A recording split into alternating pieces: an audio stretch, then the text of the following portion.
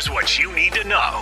Tiger Woods is about 3 months removed from the car crash that left him with serious leg injuries, but he told Golf Digest that his life has been all about rehab, and he says that this is, quote, more painful than anything I have ever experienced, end quote. When he was asked about when he might play again, he said he's not focusing on that, just wants to focus on trying to walk on his own once again.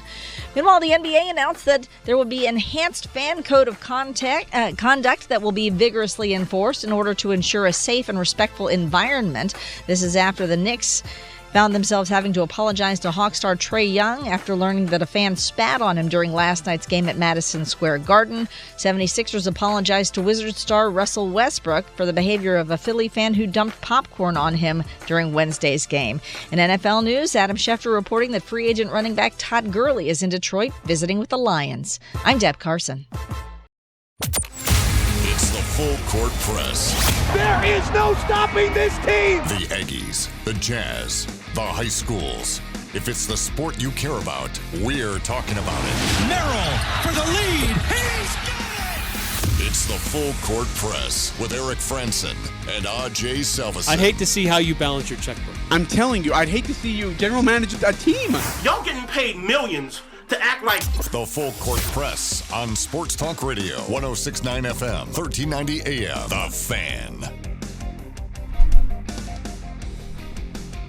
Hey, what's going on? Hello, everybody. Welcome on into another edition of the Full Court Press. Eric Frandsen, Ajay Salvesen, intern Cody. Yep.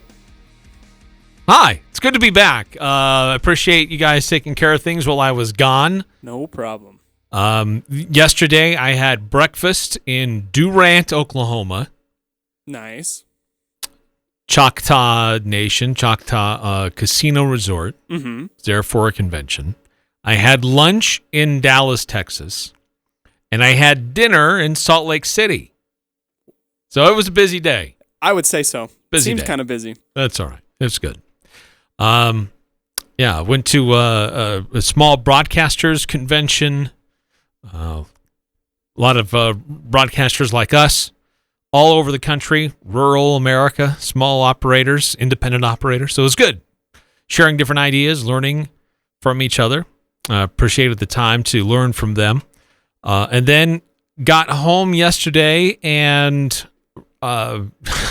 just the way the timing worked out, the way the time my flight arrived, flew into Salt Lake, started making my way north, made it to Brigham City, got out of the car that I was in, hopped in the car that my son was driving and drove back to Salt Lake and got to watch the Jazz game last night. Hey. What a game. It was fun to watch. What a game. And it was, I've been lucky to have been to a few games already this year, but there were sparse crowds. They didn't allow very many people there. Right.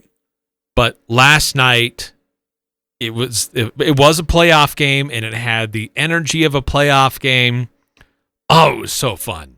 It was so fun being there. There was so much energy in the crowd, the electricity. It just realized just how much you take it for granted from where it used to be, and that it's been a long time since we've had that. So it was a ton of fun. Great crowd. I thought that the Jazz responded well against Memphis. They've got to figure out a way to defend John Morant better. Yeah, they do. But they defended everybody else really quite well. Well enough, I should say. It's hard to say you defended a team well when you give up, 129 points? Yeah. So luckily they just had more offense than Memphis did. But we can get into that a little bit later on here on the show. But it's pretty interesting what's going on in the NBA playoffs. And to see where things are and where they stand. Jazz now, even the series one apiece. The attention now turns to Memphis, where the series will head there on Saturday night. So we'll have the full game coverage here on The Fan Saturday evening. Game is at 8 p.m., I believe, Mountain Time. I believe so. Let me double check for you. If I'm not mistaken. So another late night for the Jazz, but certainly a lot of eyes were on Donovan Mitchell and how he was going to be able to do on the court last night. He went down a few times and went to the locker room a little bit. Had a lot of people on the edge of our seats just wondering how healthy he really is after Right. the whole hubbub about I'm ready to come back. They held me back, and then was he really ready to come back? But look, in the first part of the game, he looked great. Yeah, he was did. aggressive. He was taking it to Dylan Brooks. Totally negated Dylan Brooks and his effectiveness. He ended up having a decent night, but Donovan Mitchell really let everybody know what Donovan Mitchell can do to opponents and how much that opened things up for the rest of the team as well. Yeah. And taking the pressure off of Mike Conley and Joe Ingles and Royce O'Neal. And so just having another ball handler, somebody else who can initiate offense and create points when you need them, made a big difference for the Jazz. So I'd love to hear from you, your thoughts about last night's game, where things stand in this series. Has it totally shifted into Utah's favor, or do they still have a lot of work to do? Now that Donovan is back, how much of a difference does that make? How worried are you about John Morant and his ability to create and still break things down? And how much of a challenge is he going to continue to be? 435-339-0321 to join us here on the Full Court Press on our Guild Mortgage text line. And Cody, I'll admit I've been out of it a little bit for what's going on locally for a couple of days. I was able to check in on a few things nationally with the playoffs, but I know that while I've been gone in just the last few days, Utah State officially made it official with Officially made it official with a couple of Aggie basketball players joining the ranks. We already knew they were coming. They already announced it on their own personal social media feeds, and we already had the assistant coaches telling us about them. But the university itself made it official. But also with Utah State football, the upcoming season, national TV partnerships have been announced. Yep.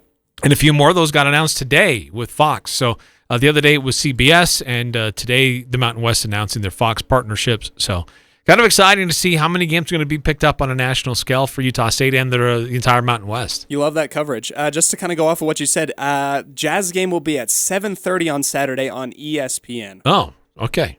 Yep. And multiple people are concerned about where you were, Ajay. I feel bad. I feel really bad. I feel really, really bad. But I'm here. Welcome to the show, Ajay. Oh, okay. Ajay Salvesen. Hey, in welcome the back, building. Eric. You take 3 days off. I thought I'd take 6 minutes off. Okay? I know what you're listening to. Your intro. That's his walk-up music? Yeah, that's what I'm going to play every time he comes in late. Play it again. I missed it. Play it again. There we go. Oh. It's great walk-up music. I know, right? That's really good, Cody. I like it, just so you know. See, I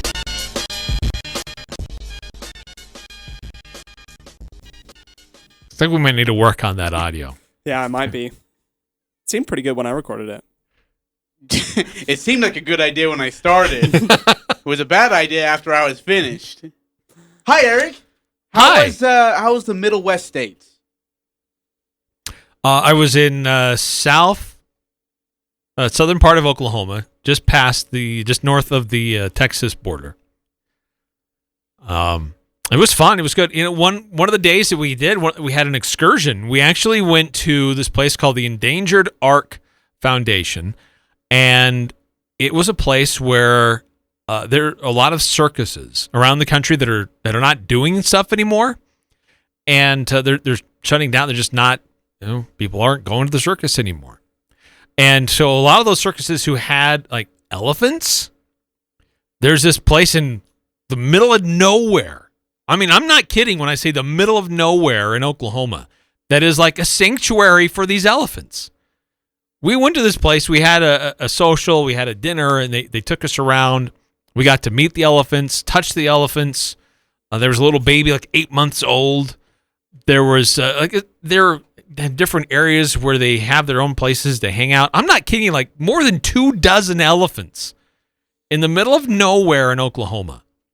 It was pretty cool. That was fun.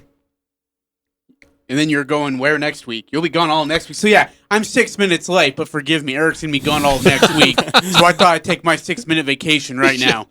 I apologize. I You'll really take your- apologize. You'll take your time. You haven't been able to breathe the last few days. No, we've had some great shows. We'll have some great shows next week, too. Steve Hansen, who's just retired as the baseball coach at Mountain Crest. Oh, he's retiring? Yeah, he is. I didn't know that. His son, Trace Hansen, is now the new head coach at Mountain Crest. Go figure, huh? Wow. Which is great. Trace is top 5 in 4 or 5 categories in batting in the state history. He's grown around baseball his whole entire life. It was an A-plus hire. That's the 3rd great hire Mountain Crest has had. Chandler Smith for Mountain Crest basketball, I think, is going to be a solid hire. Trace Hansen's a great hire. Coach Kearns for football is an incredible hire. Hopefully they'll be on the uprise with the other sports as well. But good hires. Kudos to Mountain Crest trying to change things around a little bit. They've had a great history. Oh my gosh, but they've kind of been. It's tailed off though. I mean, ever since that split with Ridgeline, and you can't really blame the split anymore. But there was this point where they were pretty low on the poll, and I think they're building it back up. So Trace Hansen's the new coach. Steve Hansen will be live in studio with us next Tuesday. We're going to spend like an hour with him talking about his career and his time as a coach and, the decision to step down. Our team took second place in the state championship. And then we're going to have soccer coach from Ridgeline. Who do we got? Coach Buchanan is going to join us. Ridgeline won that state soccer championship. You gotta talk soccer with the state champion. Yep. But he'll join us as well. Ryan Zimmerman's going to be in studio with us. We'll have him on. We'll talk some of his pro ball career, his career at Southern Utah as well. 2 scholarship athlete in baseball and football, so we'll talk that. So we got some great guests coming on next week, so we're excited. I mean, we'll miss you. No, you won't. Probably not, but we have to say that anyway. Hey, Eric, you're just talking about the football schedule. What are your thoughts? CBS, Boise State, Utah State, 10 a.m. on September 25th is pretty sweet. I'm excited about that. 5 other games are on the CBS Sports Network, and then they have 10 of our 12 games, is that right? Or 11 of our 12 games are on national television, and the one that's not out of all the games is Washington State. Go figure. Go figure.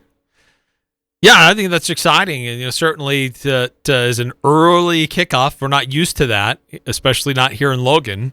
Just getting bullied. I know you're getting wrecked online right now, Ajay. What? Why? I can't see the text line. That's a good thing. No, I mean, I love the national coverage for Utah State, especially on a main network. Yeah. That's really, really pretty cool. Awesome. Fox announced their lineups today. Utah State's got several games on FS1 or FS2. Some are not yet determined, but exactly where they're going to land. But it is exciting to see Utah State on these national publications, national cable providers, or different opportunities for people to see what Utah State's doing. I think there's still a lot of question. Really, what is this team going to look like this year? Yeah. Blake Anderson making that move. The super seniors, the transfers. Quarterback situation is nowhere close to being solved. Right. Who's the quarterback? So some of these matchups may be more about who USU's playing than USU itself. Yeah. But Utah State has an opportunity to show out. Like, this is who we are. We're going to make this a fun game. And you thought you're going to tune in to watch San Jose, which is a weird thing to say. But you're going to actually come away watching this Utah State team. Yeah. By the way, I asked a question to our listeners yesterday. I want to get your just fan base opinion. By the way, 9463 claims that I called everybody. He says, Eric, did you hear Ajay called all of Cache Valley Native cheapskates yesterday live on air?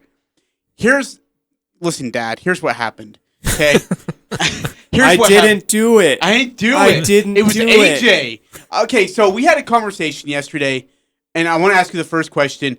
Would you rather have a morning game like 10 a.m., 1:30 afternoon slot, or a 7 p.m. game? As a fan. Utah State football. Not as a media guy. As a fan? Yeah.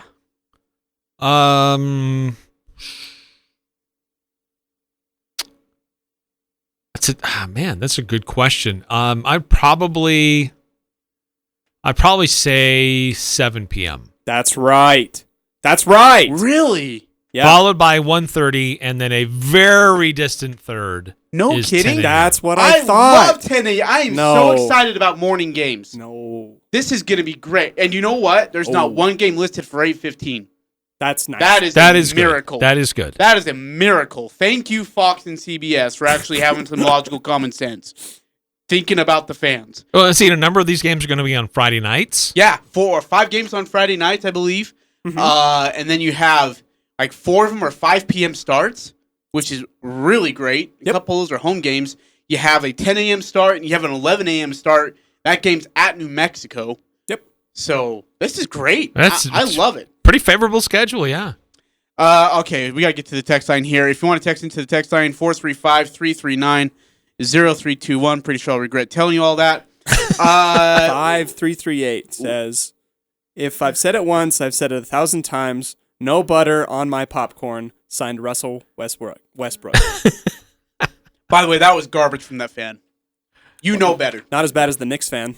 Yeah, hucking a loogie on him. Yeah.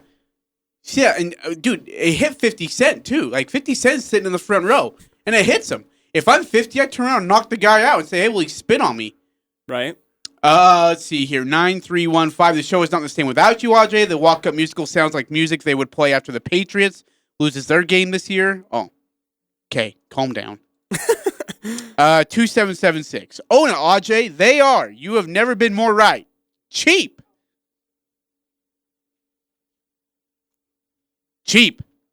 That's a okay. Here's what happened, Dad. Cheap.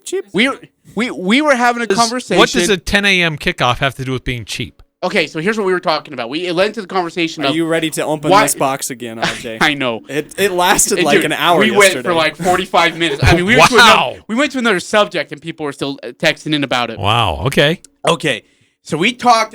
I remember 2 years ago when San Jose State came to Utah State. Utah State was, I guess it was 3 years ago, 10-2 on the season, or no, 10-1 on the season. Final home game of the year against San Jose State before they go and play Boise State for a right in the Mountain West Conference Championship game. Sunny day, partly cloudy, around 58, 59 degrees. Beautiful day for football in November. 12,681 fans, give or take. 12,600 something fans there. That day, you sent out a tweet that said, what is it going to take for you guys to go support a winning football team like this squad? And the replies to your tweet were just, down the list. It was a novel of replies. We came on the show on Monday, and we had that discussion, and we both asked the exact same question, because I 1,000% agreed with you. And we heard comments like, well, you need to have better entertainment at timeouts, better entertainment at halftime. And you said something great. You said, this offense is the highest scoring offense in the country with a quarterback who's leading the country in several categories. What exactly are you looking for in entertainment right now?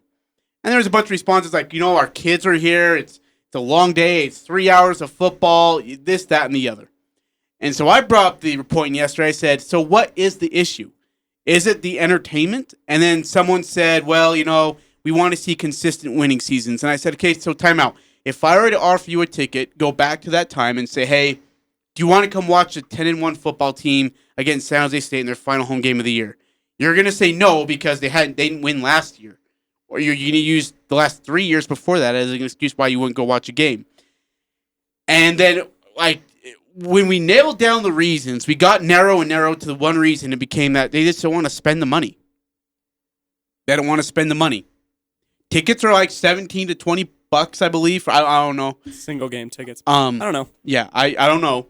But, it really just came down to saying, maybe we're just cheap. And we reopened that bag. We had that conversation. And it was a hot topic. It was. Okay. So my question is 10 a.m. versus Boise State on a Saturday afternoon in September on CBS. What do you set the line at attendance at? 13,000? 13.5? And you say under? Depends on how well they do. Boise will send a couple thousand. Yeah, absolutely. They'll come down. They'll spend a night in our hotels in town. eat in our local restaurants, buy gas at our local gas stations. Okay, what are you doing? They take our jobs. No, look, before I give that number, can I just say that I think I agree with your assessment. That You're about to hear it from these people. I don't care. Okay, I just want to make sure you know. Because Okay. it's just it's an echo of the conversation that we had a few years ago. I'm not going to a football game with one of the best football teams in the country with a guy that's going in the first round of the NFL draft because there's not good entertainment at the quarter break. No, don't give me that. It's two things. The fan base isn't as big as many of us would love to believe. And two, there are a lot of people who are very conscious about how they spend their money. And I'm not putting people down for that because that's a really legitimate struggle. And it's just the fan base and population here is not all 100% behind Utah State football. And the hard thing for some people up on that campus is to realize that fact. Some people on that campus believe because you live here, you should be a fan and you should buy the tickets and make the donations. That's not a reality. It's not true. It doesn't happen. But that being said, it is surprising when it is a great product, one of the most exciting brands of football that we had seen ever, and it still couldn't get full. So what is that arena going to look like? What's that stadium? How full is it going to be?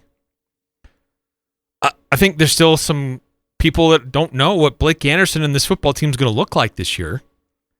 It is Boise State. That is a rivalry game. But is Utah State going to jack up the prices for that game? Because they know Boise's going to come in town to buy those tickets? Is that going to drive some people locally out of the market? Probably yes and yes. But I think it'll still be a full crowd. I think it'll still be a full arena. I think some people are to the point where they pick and choose which games they can go to because they can't take their family to a full season. Yeah. Look, okay, kids, only a few games. If we're going to take 4 of us to a game, there's only a few games that we can do. Yeah. A few texts have came in. Can I read them to you? Yeah. 9463. Price isn't the issue. Tickets are free for students, and students still get less than 20% attendance. I feel bad for my students. I feel like we've dropped the ball a little bit on that, and I take responsibility as a student. 9315. Why do the basketball games completely fill up when ticket prices are the same or more for a basketball game than they are a football game? Well, 2 things. There are more basketball games, but it is a smaller arena. If we had consistently that same number of people coming to football games, we'd be complaining every Saturday. Yeah. Oh, we're only 10,000 people here. And it would look really empty. So I think that same group of people who's coming to the basketball games, they're the same ones coming to the football games. You're just not getting a lot of extra people beyond that. Students included. I put the students in that group. Yeah. 6328. I think USU needs to get their student section rowdy and loud and create a tradition that the rest of the community can get behind. Yeah, and I think the Herd has tried that. I have to give them credit for trying and continue to make that effort. If anybody's got ideas, I know they'll be happy to hear them. But what does that mean? Designated crowd surfer? I mean, I don't know. But the Muss has become quite a force for the University of Utah. And a group of students came together with the university's support and have come up with some traditions to make it a good home crowd for their student section, make it fun to be a part of. And I think the Herd is trying to do that too. I'm not trying to take away from the Herd. And I think they are trying to do that. 6294. Short answer.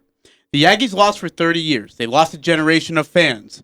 It will take several years, 5 to 10, of consistent winning to build that up. Also, we need to have a coach stay after success, like Chris Peterson stayed at Boise State for a while. Just my opinion, and just win, baby. Go Aggies. Okay, Gary changed the culture Gary Anderson changed the culture. They became bowl eligible. They were competing for conference championships. Matt Wells continued that tradition, was successful, went to bowl games, competed for conference championships. I totally get the losing a generation and being a pariah for 30 years. But look at what this program has done in the last 10. It's been a good program. Yes, it's had a down year or two, but by and large, it's been a successful program. So, consistently good program. I think it's 1 year to the next? Are we that short of a lifespan? 4781. Utah State basketball has always been better. People want to watch wins, not losses. More likely to lose 50% of the games in football.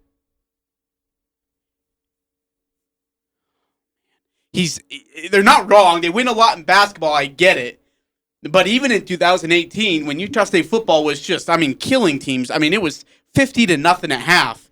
Fans were like, nah, not interested. I don't want to go because it's going to be a blowout. Oh, my word. Oh, yeah, or the schedule. You can't win. Well, you're not playing anybody. It's our conference schedule. What do you want us to do? Hey, Clemson, I don't know what you're up to, but can we switch San Jose State out so we can play you guys instead? Come on over here. Do you show up to watch the other team, or do you go show out to watch and support your team?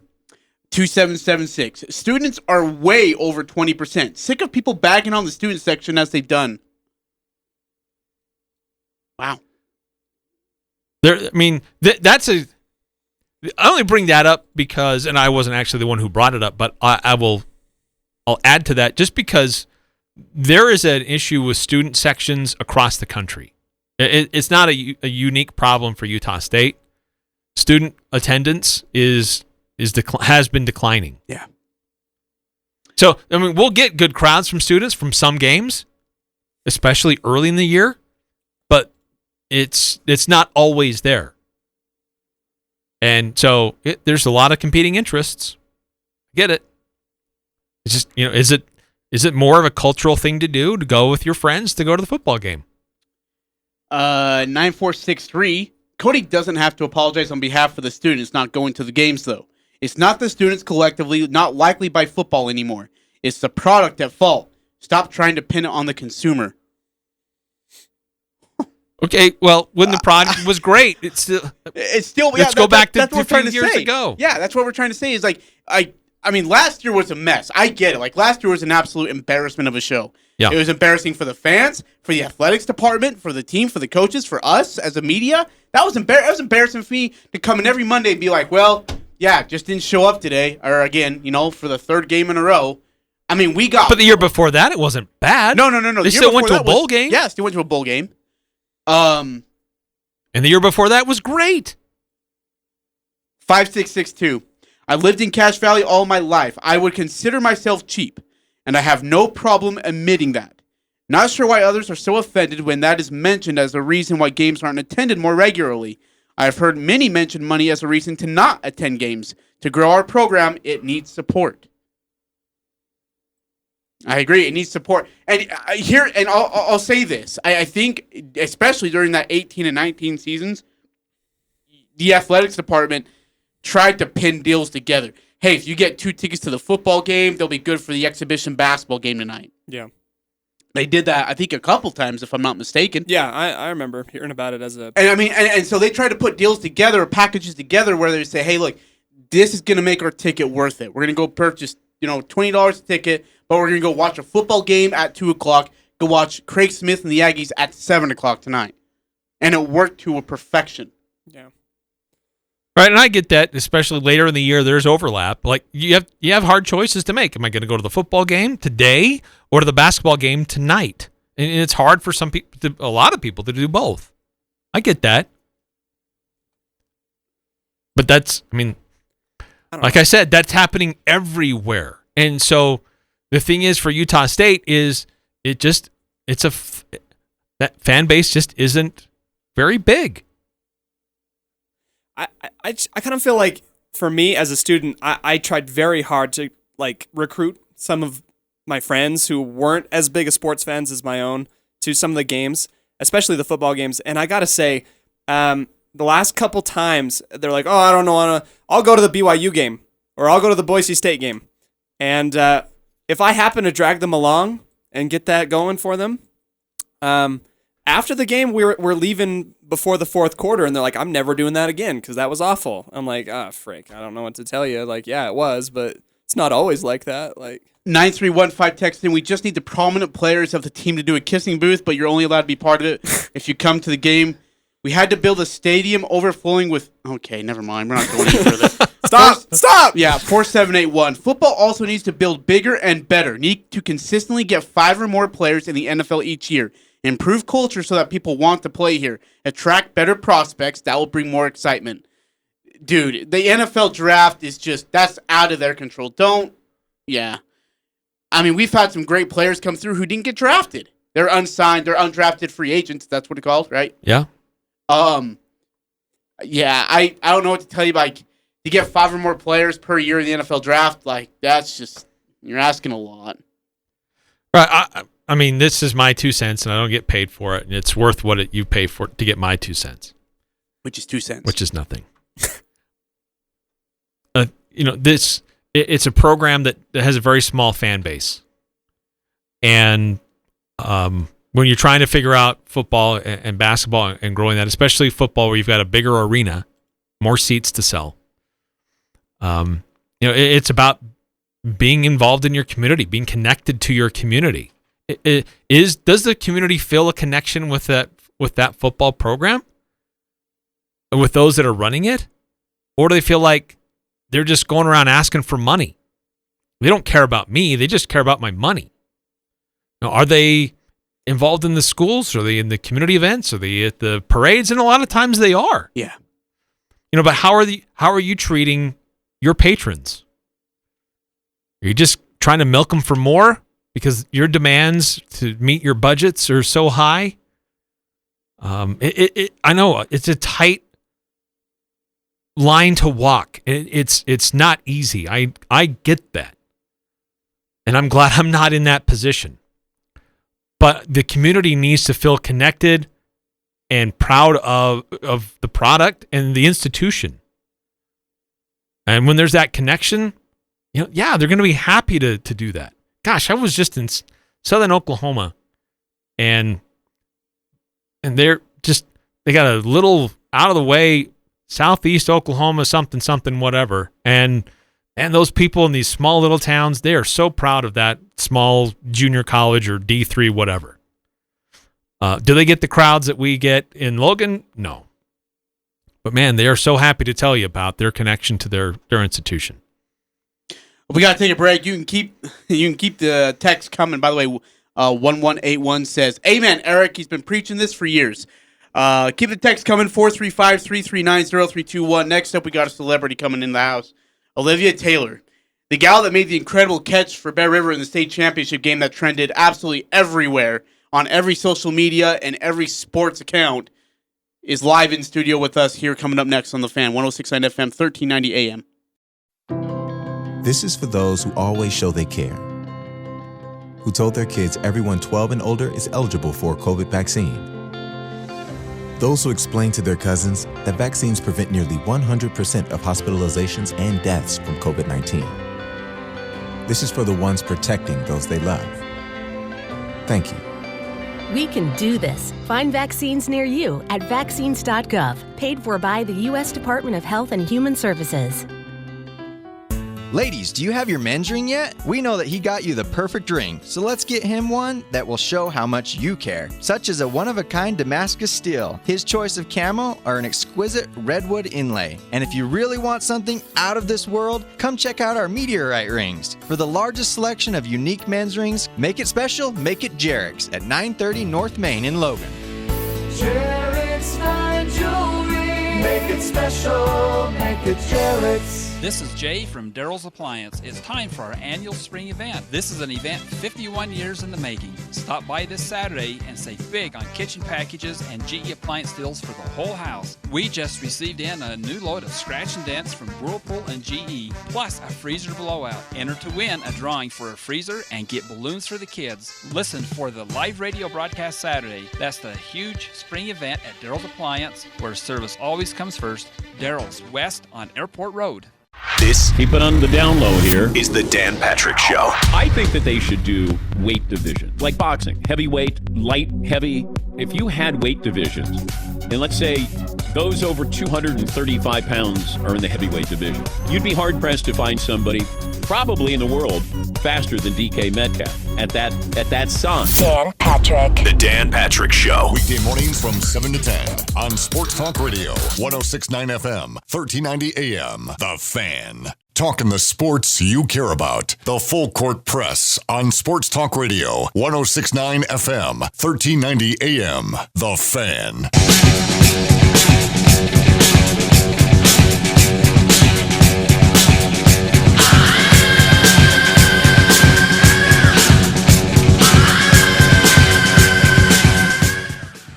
Great tune, by the way. That's Nice good job. stuff right there, huh? Yeah. Eric Frandsen, Ajay Salvesen here on 106.9 The Fan. And what's awesome, Ajay, we always love doing this and celebrating champions. And I'm more in it because like the celebrity status that's in it. I mean, because a lot of people know you. But you're not. I wouldn't call you a celebrity. Like a D-list or E-list. A ton of people F-list. know me, but it's not because I'm popular. It's because I'm well known. There's a difference. Popular means you're known and you're liked. Well known means just that you're known. They don't have to like you. That liked part is but Olivia always Taylor a challenge for you. is like admired, honored, and she's probably like worshipped in Tremont right now based on that like spectacular play. I've made a lot of great catches in my life, Eric, in softball and baseball, my Little League career. And I probably would have been trending on Twitter too had we had Twitter back then. But we didn't, and nobody knows about him, and that's unfortunate. But I feel like now, you know, if I would have made those catches, it would have been amazing. Right now, joining us here, part of the Bear River State Championship softball team. Surprise, surprise, Bear River wins it again.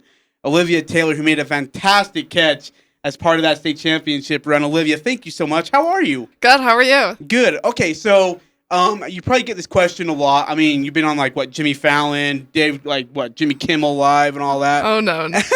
What has the last week been like for you, especially social media wise? It's just been a whirlwind. I did not expect it to blow up as much as it did. And the first night after being on SportsCenter and that, I was like, oh, it's going to stop there. And it just kept getting bigger and bigger. So it's just been crazy. Okay, so for those who may not have seen it, which seems odd that no one would have seen it, but set up the play that has gotten so much attention. Okay, so basically, the girl at the plate hit a home run, and it was just a line drive shot kind of over my head a little bit. And so I just ran straight back going You're towards playing what, center field? Yeah, I'm playing center field, ran straight back towards the fence, and ended up kind of jumping over the top of the fence and catching it midair. So you catch it midair. You're stretched out backwards. Yeah, I was stretched out. My left hand was over the back. I landed straight on my back. Did it hurt? In the moment, I was pretty excited about it, so I didn't really notice how bad it hurt until the next day when I was really sore. I didn't know I had muscles in those places. Did you realize you caught it? Because the way your feet catches the fence and the way you land, it is like boom, boom. Yeah, I think the biggest thing is I could kind of feel it hit my mitten, so as soon as I hit the ground, I was like, just squeeze it, don't drop it. That would have been the worst thing ever to drop that. So I was just glad I caught it. What was, so who were you playing that day? We were playing Tooele in the state championship. It was a state championship. What was the situation in the game? Do you remember? Were they up? Were you up? Yeah, so we were up 4-1 in the bottom of the fourth inning. We had 2 outs, so that was the final out of the inning. Nice. And so you just had really one of their chances. They're trying to get back into it. Right, yeah. It would have been a momentum changer had they got that home run, I think. So, Vin Scully, Bleacher Report, SportsCenter, ESPN.com, BaseballAmerica.com, USA Women's Softball, all these places just playing your highlight. What was the one, maybe if someone reached out to you or where you saw the highlight or, by some social media account, what was the one account that made you think, oh my gosh, this is really... I think just my initial, the very first one was SportsCenter, just seeing it posted on SportsCenter and then seeing it on the ESPN top plays that night. It kind of set in and I was like, oh my gosh. Number 2, right? Yeah, number 2. Underrated too. You got snubbed. I was really unhappy. I haven't watched SportsCenter since. I'll take it. Well, certainly when that happened and just you're able to celebrate with your teammates, and then when did you first catch wind that this was starting to go viral? Kind of when we got home, we got off the bus and I was just hopping in the car to go home, and my buddy one of my teammates told me, "Hey, you're on SportsCenter," and I just thought it was a joke, and I was like, "Don't joke with me. That's not that funny. Like, I would love that." And so she told me and showed me, and I was just like, "Oh my gosh, finally!" I don't think it really set in for about an hour or so until I talked to a couple people, and I was like, "Holy crap!" That is so cool. You win your 10th state championship as a school in softball. That's tied with Twilla and Manti for the most winningest softball program in state history in softball. That's amazing. What has it been like for you to be a part of such a winning program, and who do you give credit to? I have to give credit to my teammates and our coaching staff. They're the best around. I've loved having the girls that I've got to play with the past 4 years and having the coaching staff that we do. Coach Bingham does a really good job with the program, and he knows what he's doing. So we're just super excited every year to have him as a coach and to have the teammates that we do that support everybody. Have you had a chance to have any celebration at the school to celebrate the championship? We actually had our team banquet last night, so that was really fun to just celebrate and end on a good note. 10-0 in region, 28-6 overall. Like, that is complete domination. It's something that you guys are very, very used to. What is it about the consistency of this softball team year in and year out that you guys can just, go through region the way you do and then go into a state tournament with really good competition around the state in 4A and still be able to come out on top? I think the biggest thing is a lot of us do travel ball in the summer too, and that helps a lot. But even just in general, Coach Bingham comes in with the mentality of that we're going to the state tournament each year. And so I think just having his mentality and his confidence in the team really puts it in everybody else's head that's what we want. Well, as we've detailed, Bear River has a tremendous history of success with softball. When you were playing growing up, did you have that sense like, I want to be a part of this really successful program? And then how different was it when you were playing competitively as a younger kid or rec league or whatever, and then all of a sudden you start to get to the high school level? How different was it being involved with a program like that had such consistency and competing at such a high level for a long time? I think the biggest thing is it's just the excitement, like the build up to it. I remember my 7th and 8th grade years, I was just always so excited to be a part of the softball team on my freshman year.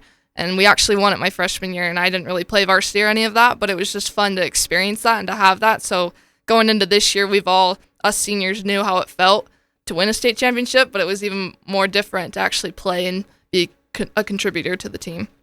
You're a senior, right? Yeah. This is it for you? Mm-hmm. How does it feel to be done with softball at Bear River? It's super bittersweet. I've loved the past 4 years and just enjoying the girls and the coaching staff. It's been so fun, such a ride, and just to finish on that kind of note makes me so happy. What's next? I'm going to go play softball out in Twin Falls in Idaho at CSI. Oh, good for 2 you. years, so I'm super excited for that. That's awesome. Are you going to be in the outfield again? I'm hoping so. Hey, can I ask you, do you like the fences like that? Like, what is it, like a paper plastic fence or whatever? Like, they're smaller, but yeah, they're flimsy. Yeah, for that kind of play, I don't think I would have been able to do that had it been maybe a chain link fence or something taller. But for that kind of play, just to be able to know that, like, if I hit the fence, I'm not going to get hurt too bad. So that was happy for me. I guess it was a good thing for me. Right? Like, you leaped over a fence to catch a home run ball. Like, do you understand how cool that is? Yeah, that I was super nuts. excited. You could see in the video I get pretty excited after realizing I actually made the play. What's it been like for mom and dad, too? I think they're just super excited for me. They're always my biggest supporters and biggest cheerleaders, so they've just been super happy for me and for all of this. So, what is the makeup of this team coming back? Is there a chance that the Bear River gets a chance to repeat with who you've got coming back? I think they'll have a good chance. We've got a good incoming freshman class coming in next year, and just the younger girls this year, a lot of them are really good and really know what they're doing, so I'm super excited to see their successes in the next couple of years. I think they'll do a great job. Olivia, go ahead. Sorry. I was just going to add to that, just that you alluded to the coach and the coaching staff that makes this happen, but it's more than them, right? Right. To make a successful program, it takes the hours of dedication by the players, the parents getting you to practices, to venues, to different events. It takes a lot of people to make this happen. So I think they deserve as much of a shout out as anybody. Right, they do. I agree. What I guess for you, who do you want to thank? You're out on radio, thousands of people listening all over the valley and Tremont? I definitely want to thank my parents. They've been my biggest supporters the past 4 years, and they've done everything possible to help me have successes, and especially all my coaches, not just the high school coaches. I have coaches that help me competitively on my team, and just my private coaches. I have a hitting coach. I love her. She does everything for me and is my go-to.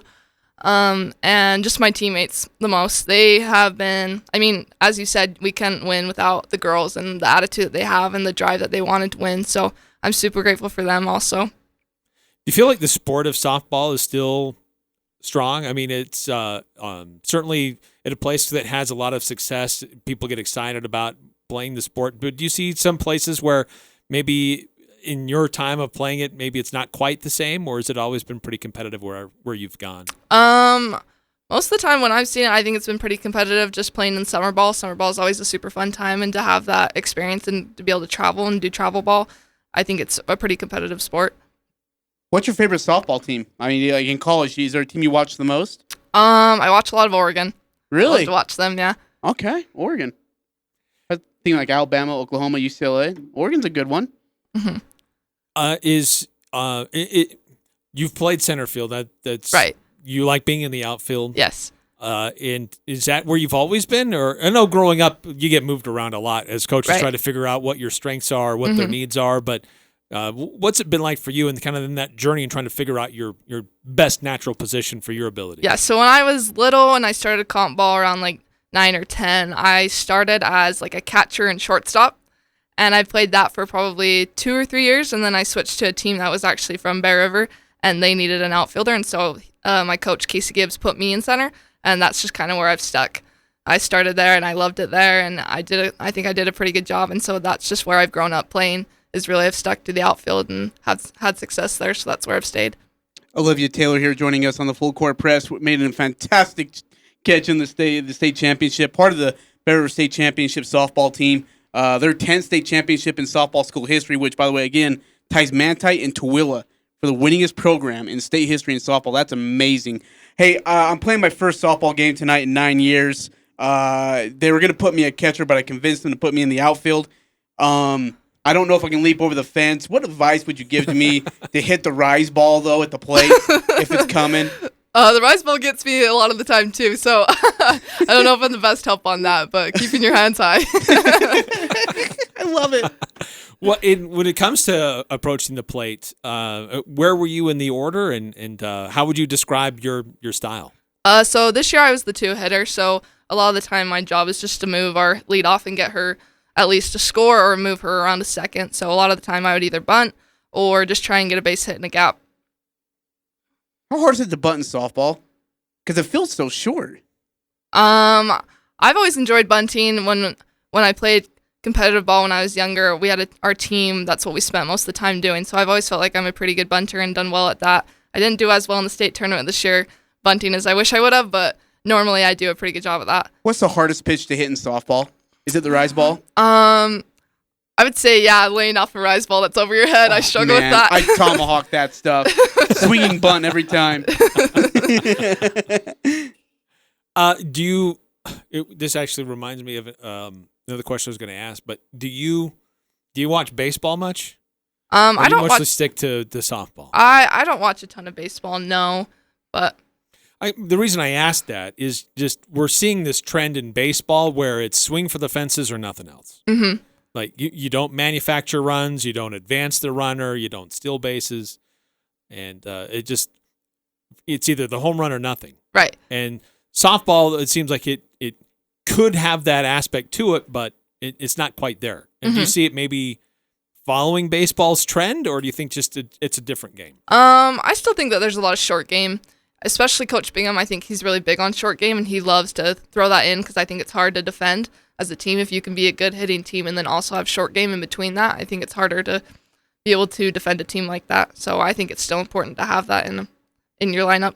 Have you hit a home run in high school softball for you? Have I? Yeah. Yeah. Well, do you remember your first one and what that was like? My first one in high school, I hit one probably sophomore year. I think it was... I'm not sure. It could have been. I know I hit one in the Bountiful game, but I don't know if that was my first one. We played Bountiful at home for playoffs. Did you have any this year? Yes, I had 3 this year. Nice. That's impressive. Like, I mean, because just the distance between home and pitching mound is very short. And like you said, like it's a rise ball or a changeup or whatever they throw. And to put that thing over the fence is not I mean, people are like, oh, that looks so easy. It's not. It's super, super hard to hit a softball and put one over the fence. Yeah, for me, I guess I should say. You had to say, you're like, no, it's not. No. Batting 350. No, that's not me. I guess my approach at the plate is to just try and hit a ball hard and not getting that mentality of hitting home runs, because if your batting average is higher, I think that's more important than hitting a home run. What's the most underrated part, or what's the hardest part that people don't think about in the game of softball? The hardest part, that's a hard question. I think probably, I mean, I'm not a pitcher, so I'm glad I don't have to deal with the whole pitching aspect. I'm sure that's very hard, but hitting, I think, is just more so a mentality thing, which can be hard at times, and I know I can struggle with that at times, but I also think I do an okay job at that. And outfield-wise, I think some girls kind of think it's easy just to read a fly ball, but I also think that could be hard for some people. I have bad eyesight. I told my guy tonight, I was like, Coach, don't put me in the outfield tonight. If you do, we're done for. We ain't So winning. you just asked to be in the outfield. I did, but at the same time, I can't see the ball coming out. I don't want to be the catcher. But I don't want to be the want catcher to be the shortstop. because no one cares about the catcher. Also, don't put me in outfield. If I'm the pitcher, I'm going to get a line drive at my legs and I'm going to cry. So, yeah, I'm done for tonight. Well, Olivia, thank you so much for being a part of the show. Thanks for having me on the appreciate show. you. Congratulations to you and your team. Well-deserved the recognition and the honor, especially the state championship.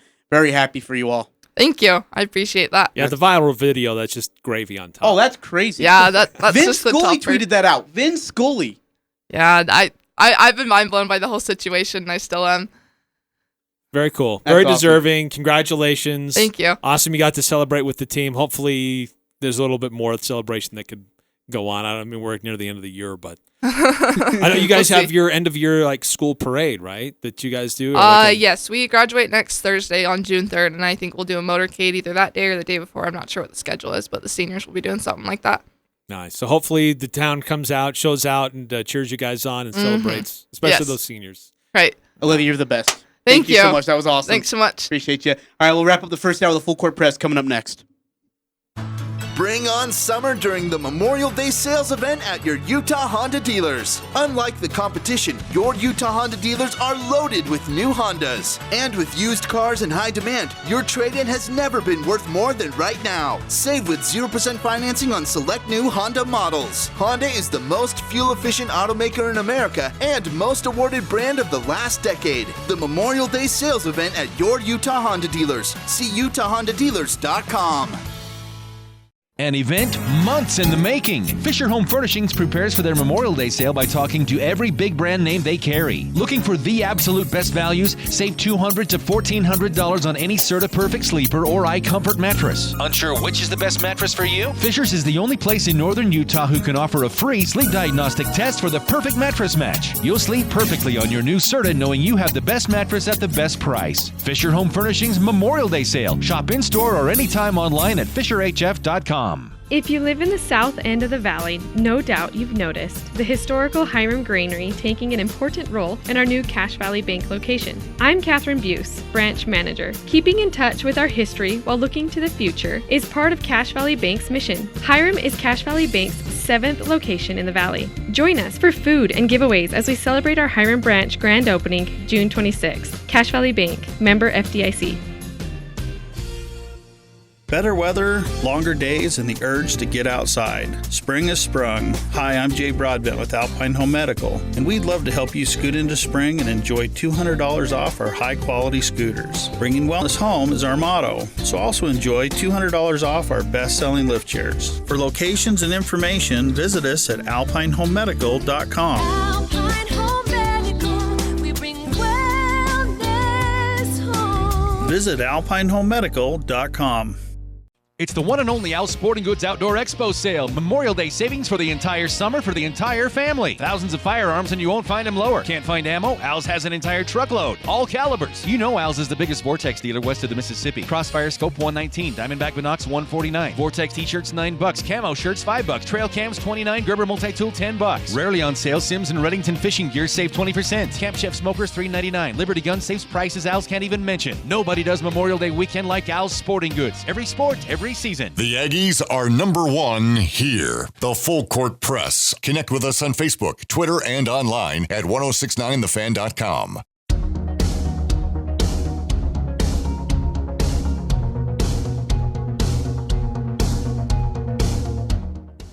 Eric Frandsen, Ajay Salvesen. Dude, she is so... Intern Cody. I'm back. She is so eloquent. Like, I mean, and I love high school kids. Don't get me wrong. I love interviewing them, get a chance to know them. But the way she answered those questions, it's like she's been doing interviews for like all 4 years. Like, she wasn't even... She was great. Yeah, she answered the questions great. We asked her some different questions. You know, maybe simple, basic questions about the game of softball because you or I are not really familiar with it. And she was wonderful. Olivia Taylor's got a great, bright future ahead of her. And Mr. and Mrs. Taylor should be very, very excited and proud of her. Yeah, that was awesome. And congratulations to everybody on that Bear River softball 10 team. State championships, that Eric. Coaching staff. Come on. Everything that goes into that, the administration for their support, all the parents and Mr. everybody Van else that was involved. Yeah, I mean, everybody Athletic involved. directors. What an incredible run by Bear River. 10-0 in region, 28-6 overall, running through the RPI rankings like it's nothing. I mean, it's just domination. Again, to beat Tooele, one of the higher programs like Bear River in the 4A softball regard is just awesome, Eric. Yeah, very cool. Coming up next hour, we'll get more into the NBA playoffs and what happened, what we saw last night from the Utah Jazz and some of the other games that took place. We got our Pick 6 coming up this next hour. If you want to continue to weigh in on the previous conversation we had earlier about being cheap or whatnot, or however you want to classify it. You look at me like, should I say it? Should I say it? Cheap! Feel free to text into our Guild Mortgage text line, 435-339-0321. If it's appropriate, we'll read it on the air here on 106.9 The Fan. I'm Dan Patrick, and this is Above the Noise. The Knicks and Hawks probably aren't going to the NBA Finals. New York plays hard, but just not talented enough, and Atlanta's still young. But their matchup might be as intense as any first-round series this year. The Knicks beat the Hawks last night in the Garden to even the series at a game apiece. The crowd at Madison Square Garden had a major impact. We'll see if the same thing happens when the Hawks have the home court advantage coming up. Both teams finished the season with the same record, and it feels like the series is wide open. What makes it interesting is their contrasting styles. The Knicks could be described as gritty under coach Tom Thibodeau. They play tough and have veterans like Julius Randle and Derrick Rose. The Hawks are more of a finesse team, led by their brilliant guard Trae Young. But when they go cold from the field, like they did late last night, they don't have much to fall back upon. Now the series shifts to Atlanta, but you get the feeling this series could easily go 7 games. I'm Dan Patrick, and this is Above the Noise. Golfer Ricky Fowler, baseball legend Steve Garvey, former quarterback Carson Palmer, all talking about the relief they're getting from Level Select CBD, sports creams, and roll-ons. They use Level Select CBD because it works, and now you can too. As our newest sponsor, Level Select CBD is offering our listeners a great deal, 30% off your order. Go to levelselectcbd.com, promo code DAN30, 30% off, levelselectcbd.com, promo code DAN30, not available in Idaho, Iowa, and South Dakota. 20 years ago, Odyssey changed the putting game when they introduced the White Hot insert. Now the most iconic, most played, most sought-after putting insert of all time is back in the new White Hot OG. White Hot OG has the same mythical combination of sound and feel and performance as the original, but with modern upgrades that are available in classic head shapes like the 2-ball, the Rossi, and the number 7. White Hot OG, legendary then, iconic now. See the new lineup at They can put your logo on it because that's what they do at the Logo Shop. They can put your logo on anything from pens and mugs to golf balls and clocks. The Logo Shop is also the place for your team shirts and uniforms. So if your team wants to look good, call the Logo Shop and order your team uniforms today. Colors, logo, and everything else looking just like you want it to. Get your team shirts and uniforms from the Logo Shop. Call them to get a bid or just drop by 40 South Main in Logan. The Logo Shop. Logo stuff. The Logo Shop. This is for those who always show they care, who told their kids everyone 12 and older is eligible for a COVID vaccine. Those who explained to their cousins that vaccines prevent nearly 100% of hospitalizations and deaths from COVID-19. This is for the ones protecting those they love. Thank you. We can do this. Find vaccines near you at vaccines.gov, paid for by the U.S. Department of Health and Human Services. Sports Talk Radio, KLGN Logan, 106.9 FM, 1390 AM, and online at 1069thefan.com.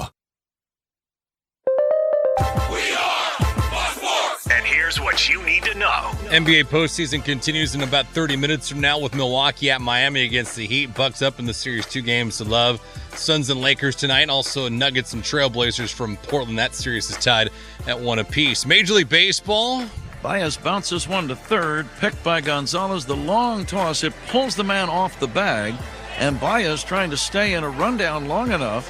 And now sliding in the plate is safe. I don't believe this. The Cubs just got a run on an amazing play by Javier Baez. Baez is going to go to second base now as the throw gets away. He slides at second. He's safe. The ball bounces away again. The Cubs have scored an unbelievable run on a play by Baez. Cubbies Radio Network, they beat the Pirates 5-3. San Diego loses at Milwaukee in 10, 6-5. Phillies 3-2 winners over the Marlins earlier today. I'm David Gascon. It's the full court press. There is no stopping this team. The Aggies, the Jazz, the high schools. If it's the sport you care about, we're talking about it. Merrill for the lead. He's got it. It's the full court press with Eric Frandsen and Ajay Salvesen. I'd hate to see how you balance your checkbook. I'm telling you, I'd hate to see you general manage a team. Y'all getting paid millions to act like... The full court press on Sports Talk Radio, 106.9 FM, 1390 AM. The Fan.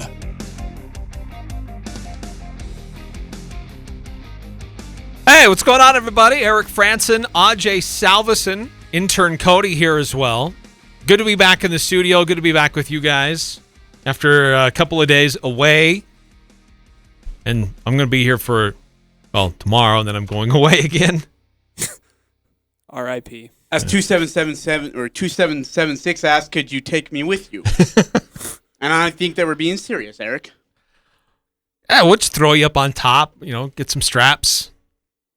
Because the car itself is full. Throw them in the trunk. Hey, if we get rear-ended, don't worry. Oh. Just hang on tight. Pass me the Cheerios. That's going to be fine.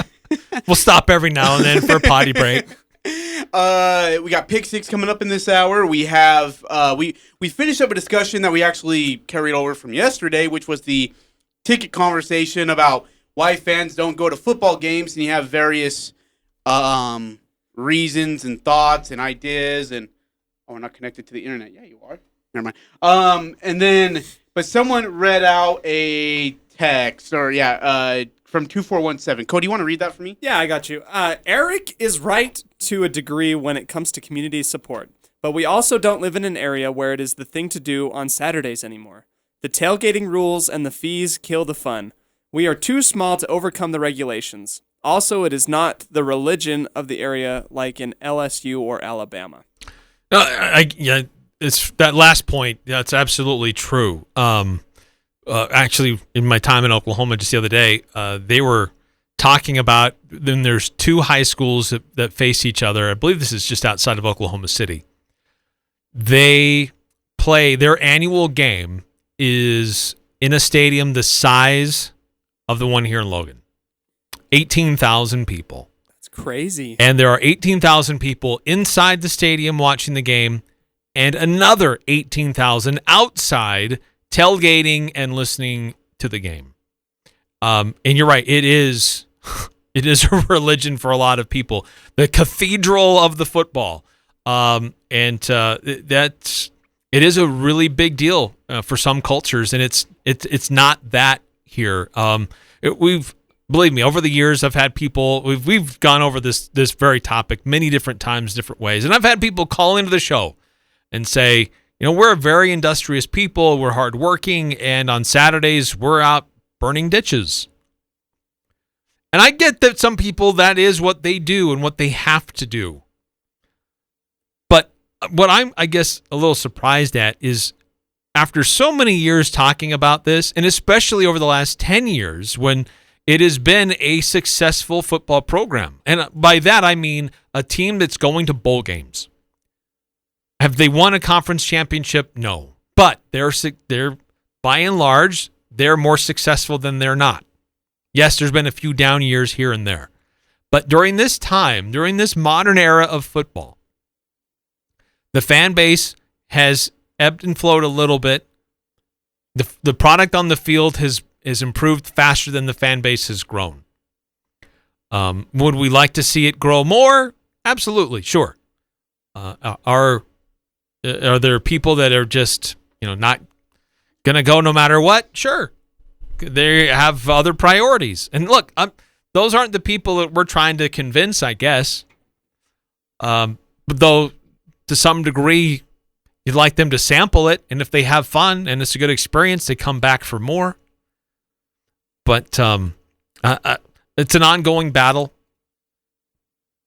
And I'm glad I'm not in that arena where that's part of my job. I don't get paid to try to rally people to go to Utah State football games. Yeah. I mean, to be honest, I should be doing the opposite, to try to convince you to listen to our broadcast. Yep. But look, we enjoy what happens when there's good football. And we want to see good football, and seeing it and experiencing it in person is different than watching it on TV. The problem is, this is not unique to Logan. This is a problem everywhere. This is even a problem in professional leagues because the television screens are so big and in such high definition. It's so easy to watch a game and experience a game in high definition in a closer view than it is in being there in person. I can get snacks when I want. I can go to the bathroom when I want, not have to wait in line. I don't have to have that weird guy who might smell kind of funny in the seat in front of me. You don't have to call me out like that. Eric. That's messed up. So, yes, it's a different experience watching it at home than it used to be. But I'll go back to what happened last night. I'm there with my 3 boys. I'm at Vivint Smart Home Arena, and that crowd was electric, and I'm not close to the arena, to the court. I should say I'm not close to the court, but being there with those many fans and experiencing it together is so awesome. It's so fun. We couldn't replicate that in my own house, watching it together on our couch. So experiencing a game together with other fans, and some guy makes a comment behind me that just cracks me up.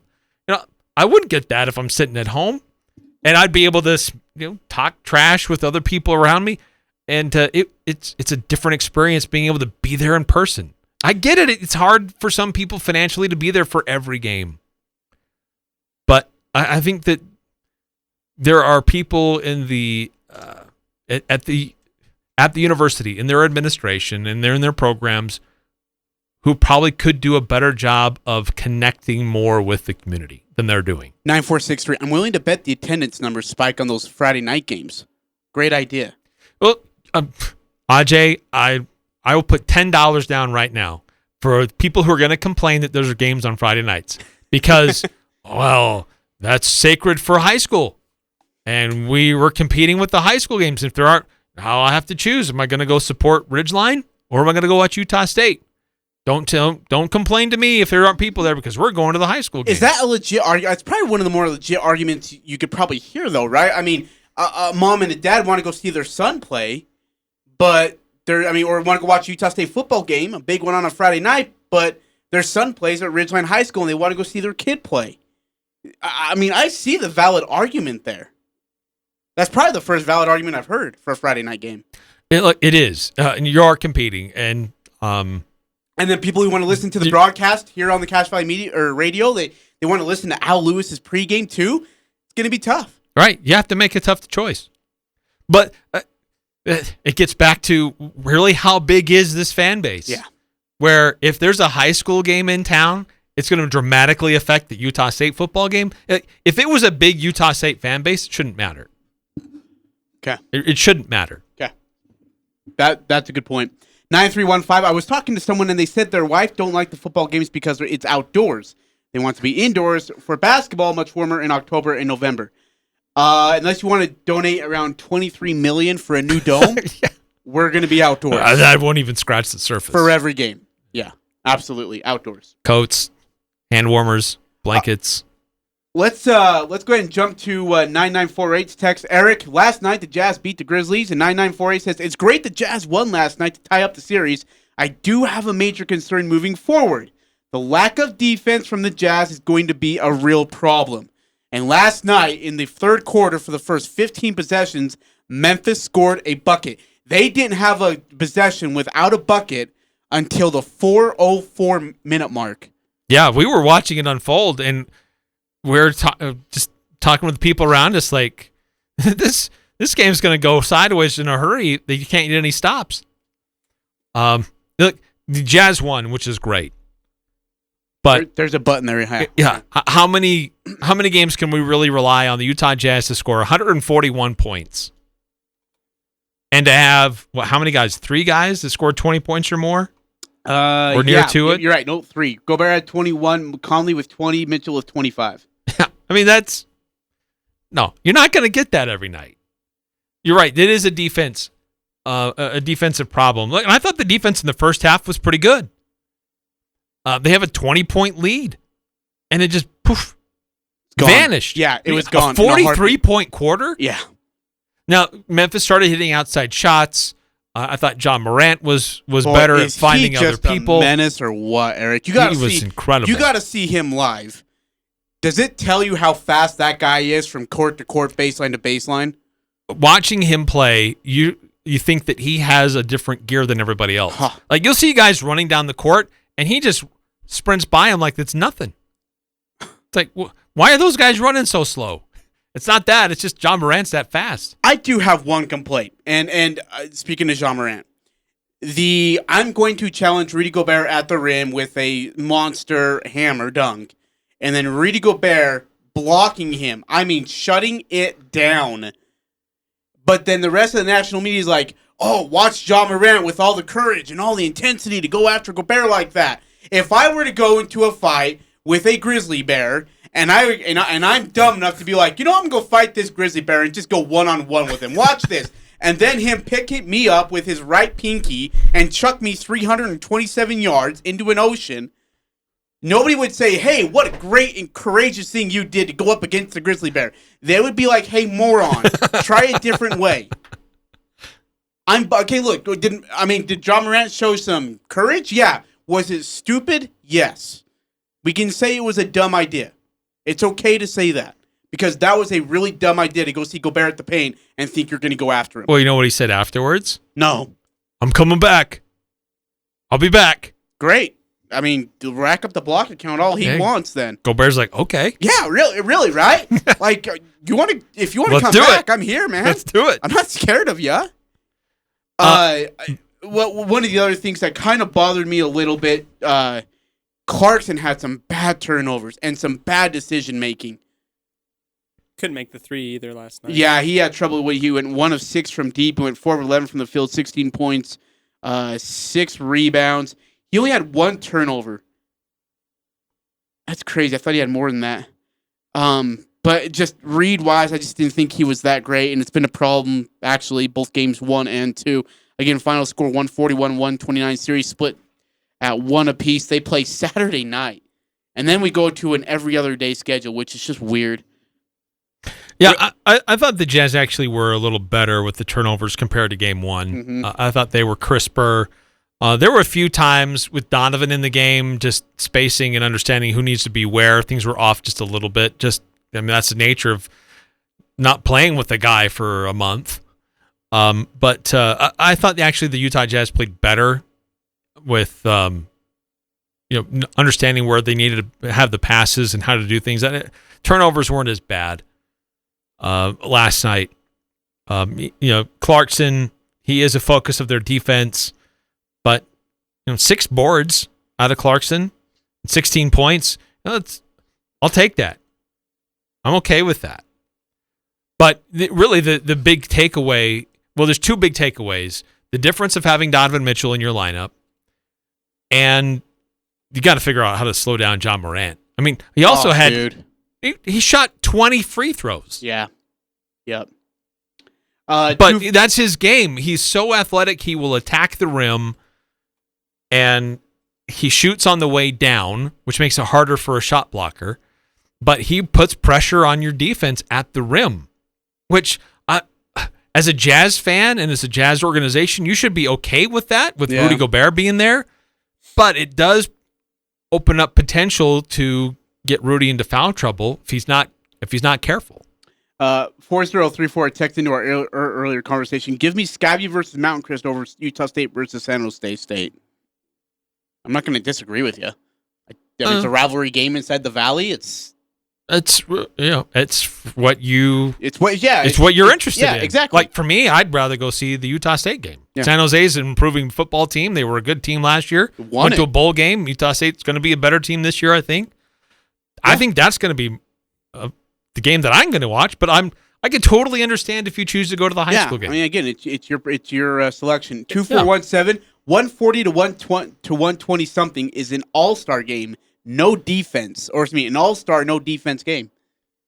It's not false. 9463. Ja Morant gives me some young MJ vibes. Just those short jumpers and floaters and the ability to spin and jump and stay in the air for an extra entire second longer than anyone else is insane. I hate the rest of the Memphis team, but holy cow, Ja is good and fun to watch. Who would you compare Ja Morant to? Oh, man. That's a good question. I know this gets said a lot. Dwayne Wade is something similar. That's who comes to my mind a little bit. I mean, but I feel like Ja Morant's speed was better than Dwayne Wade's. Oh yeah, coast to coast. I'm trying to think who had the speed. Like early Derrick Rose. He has Russell Westbrook speed, Dwayne Wade athleticism, and I mean, think of someone who's a smart basketball player. Who makes smart decisions on the court. I think of the MVP season of Derrick Rose. Oh, dude, that's a good one. I mean, it looks like he hangs in the air longer than others. He really doesn't, but it's because when he releases the ball, he shoots on the way down. Alec Burks kind of does this too. And so a shot blocker is when you leap, they're ready to block when you're at your apex. Yeah. And so their hand is moved out of the way, and then you're starting to come down. That's when he shoots the ball. I think the thing that the Jazz are looking at, and I think there were some comments on this after the game last night with Coach Quinn Snyder, is like Ja Morant's not a great outside shooter. He uses his speed and athleticism to attack the rim. So when it comes to pick and rolls and screens, force him to be more of an outside shooter. Yeah, absolutely. I mean, that's probably the one time we're okay with going under the screen. I mean, a lot of times almost religiously you're told go over the screen. That's the one time I'd be like, just go under the screen. I mean, go under the screen. If he wants to drive on you already got some space to give up. But then if he doesn't want to take that space and he wants to shoot, by all means, go. When you talk about the rest of the team, Ja Morant versus everybody else on Memphis, like Dylan Brooks last night, every time he touched the ball, everybody was booing. Oh, yeah. You could hear that. Yeah. When they did and I'll even go earlier, when they did the starting announcements, like when they're announcing the Memphis players, everybody's like, boo. And then when they get to Brooks, everybody's like, oh, boo. Everybody's really into it. But when they announced Ja Morant, everybody's like, yeah, he's a good player. Well, that's what you get for headbutting Mike Conley, dude. You don't headbutt Mike Conley and then think everyone's going to love you. Come on, Brooks. But I was talking to my boys. Like, I've been to Jazz games when an opposing player has put 50 on the Jazz, and people stood up and clapped. Because that's an impressive performance. And we were talking, like, is he going to get to 50? What do we do if he gets to 50?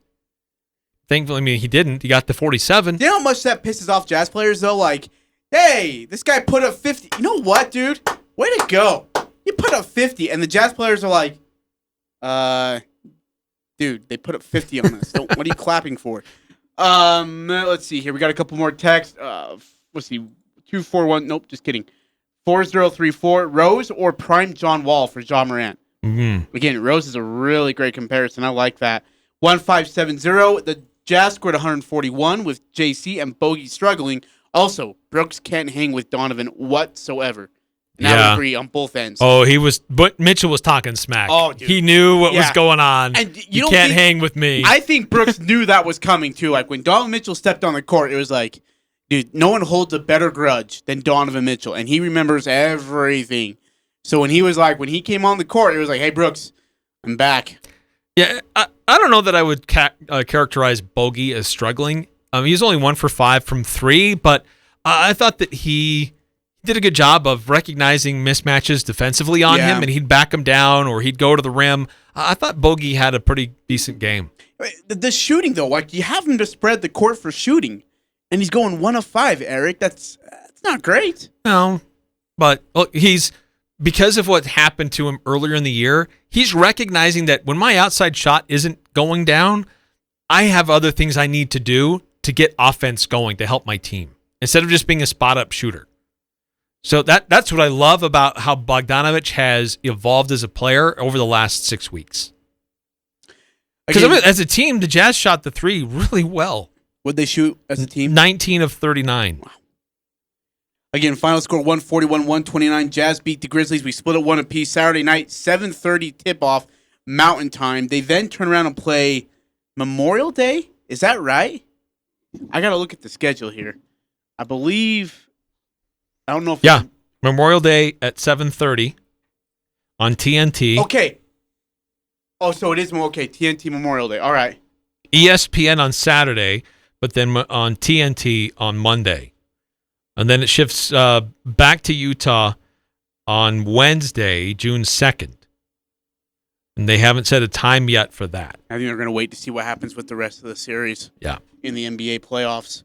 So a Game 5 will be necessary. Yep.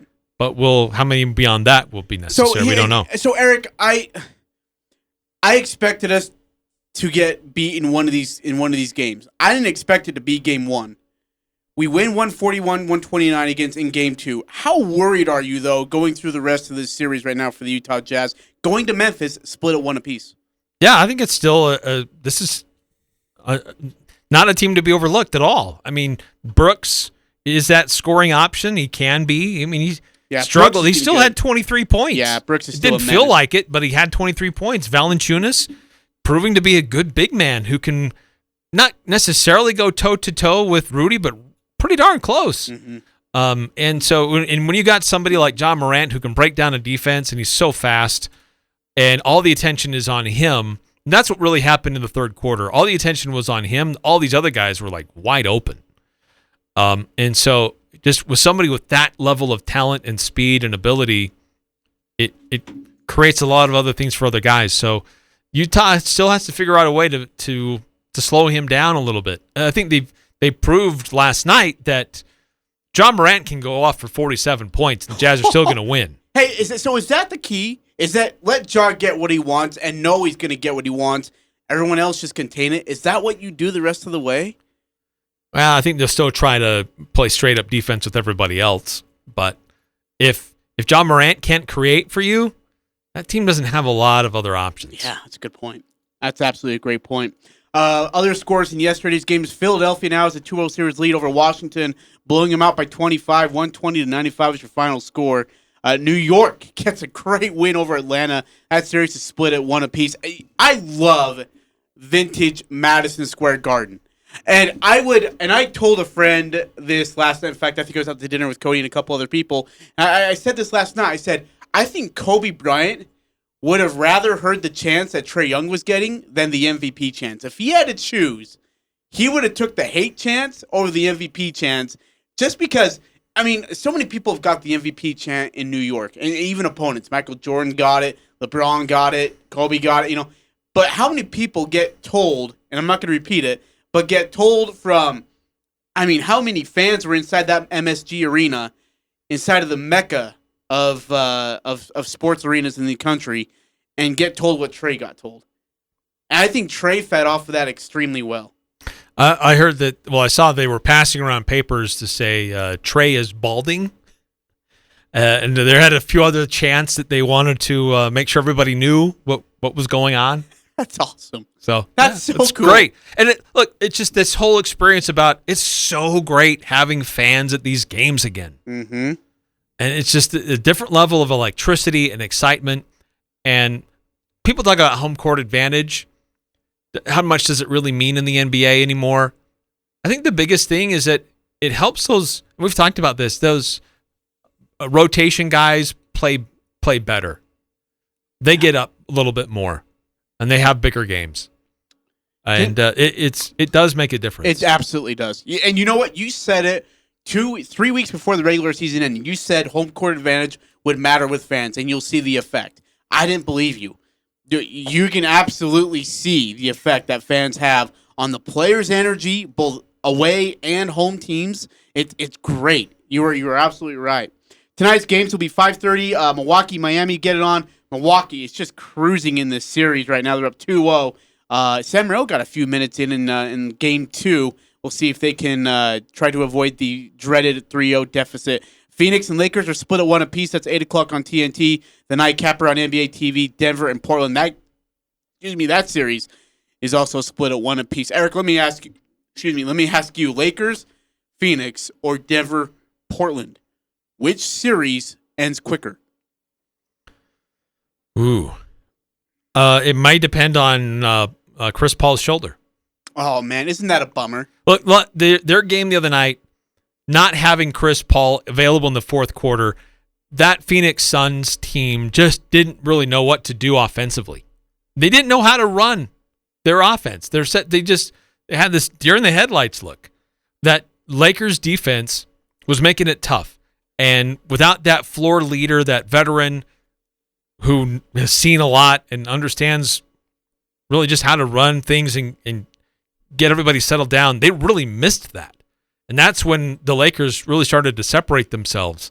So it may come down to how healthy is Chris Paul's shoulder. And if he can't play, it could be a short series. Nuggets and Trailblazers, I think that one goes a little bit longer than the Phoenix one. How much trouble? You know what's crazy? Like what Jokic can do on the floor. Because when I saw game 1, I saw a Denver lineup without a point guard that can't stop Lillard or McCollum. And then all of a sudden in game 2, it flips around. Like Denver comes out a little bit more aggressive defensively. Jokic is hitting his shots. He's playing great defense. He's getting great support from MP Jr., who was really, really good in game 2, Eric. And I'm with you. I think Denver is still, like, you still have to try to put up with Damian and CJ McCollum as two guards who can score at will whenever they want. And that's tough. I mean, that is a tough path to go. And I still think Portland wins that thing 6 or 7. I'm not sure, but I think Portland comes out of that one. This Lakers-Suns series could get really good. Even a 70% Chris Paul is still good enough for the Suns team. My question is now, 1, can AD handle a grueling 7-game series like this, which it could go? And can the supporting cast do more? You're getting something from Dennis Schroeder. Alex Caruso's hit or miss. Kyle Kuzma's been same thing, almost even as worse. It's been LeBron, it's been AD, and it's been Schroeder, and that's about it right now. Andre Drummond's been good when he's not worried about the refs, but I think that series goes 6 or 7. It's full, and I think it's going to be a grinding series for both teams. Yeah, and I'm with you. Anthony Davis came out and played with intensity and purpose in game 2. He wanted to be there, but he has a history of not doing that every game. Exactly, consistent. I would totally agree. Consistency has been his biggest problem all his career too. And it's not just the playoff; it is his whole entire career. But on the flip side, I would give that same criticism of Booker. Booker for Phoenix, he had a couple periods where he was disappeared. He didn't even know he was on the team. Yeah. Like, look, this is the playoffs, man. And I think, and you know You're what? the number 2 team in the NBA. I was listening to Dan Patrick, and they brought up a great point. They said, with Chris Paul not being 100%, Devin Booker has a chance to put something on his name. Like, hey, I'm a legit player that I can be a threat. He has that opportunity. He needs to take advantage of it. He can score. He can play. He needs to prove it, though. I need to see him prove it against a good Lakers team. That's what I want to see here. Yeah, I agree. Because there were stretches where he was on the court, but you didn't know he was on the court. Oh, no, you had no idea. And Chris Paul's trying to, trying to be a playmaker and find open looks. And Devin Booker's either standing alone on the wing doing nothing or not setting a screen.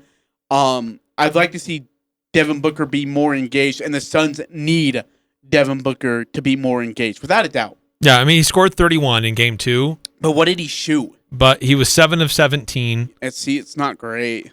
He was a minus 16 in the plus minus. There were long stretches where he just wasn't there, and when he was, he's a dynamic player. He's phenomenal. He made a lot of things happen for his team. He's phenomenal. You can't just disappear for a half. All right, we're gonna take a break. Come back. We'll talk more NBA basketball. Plus, we have our pick six that's coming up as well here on the Full Court Press. 106.9 FM, 1390 AM. The Fan. The Preston Golf and Country Club is now taking registration for their summer junior golf program. These programs include an 8-week-long group lesson for beginner and advanced players, plus also a summer youth league that includes 9 holes of golf each week, a treat, prizes, a PGA Junior League team, and small group lessons as well. Cost for the 8-week program is $70 per child. Lessons start June 9th and are 8 consecutive Wednesdays. Register by calling the Pro Shop at 208-852-2408. All groups will be taught by John Van Vliet, certified PGA professional. The Elements lunch menu is full of delicious items prepared with a personal touch at an affordable price. Elements wood-fired pizzas and calzones are an excellent choice for lunch that include barbecue chicken, classic pepperoni, or the whiteout with garlic cream, parmesan, house ricotta, and fresh mozzarella. From batter to order halibut with seasoned fries to the fan favorite Thai shrimp curry and more. Lunch at Elements is also available for takeout, casual or professional. Open Monday through Saturday for lunch and dinner. Visit theelementsrestaurant.com for reservations. This is Jay from Daryl's Appliance. It's time for our annual spring event. This is an event 51 years in the making. Stop by this Saturday and save big on kitchen packages and GE appliance deals for the whole house. We just received in a new load of scratch and dents from Whirlpool and GE, plus a freezer blowout. Enter to win a drawing for a freezer and get balloons for the kids. Listen for the live radio broadcast Saturday. That's the huge spring event at Daryl's Appliance, where service always comes first. Daryl's West on Airport Road. This, keep it on the down low here, is the Dan Patrick Show. I think that they should do weight division, like boxing, heavyweight, light, heavy. If you had weight divisions, and let's say those over 235 pounds are in the heavyweight division, you'd be hard-pressed to find somebody probably in the world faster than DK Metcalf at that size. Dan Patrick. The Dan Patrick Show. Weekday mornings from 7 to 10 on Sports Talk Radio, 106.9 FM, 1390 AM. The Fan. It's the Full Court Press. Weekday afternoons from 4 to 6 on Sports Talk Radio, 106.9 FM, 1390 AM. The Fan.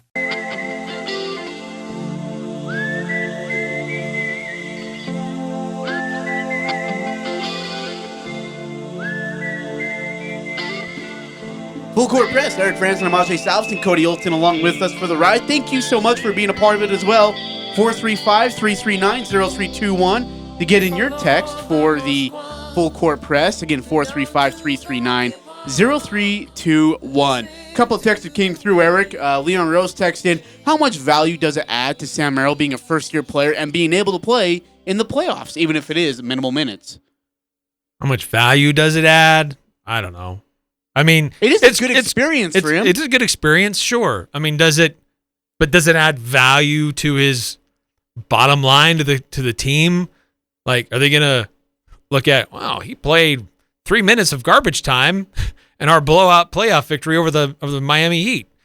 No, I don't think they really look at that too much. But sure, yes, getting playoff time definitely is huge. I mean, those are big benefits.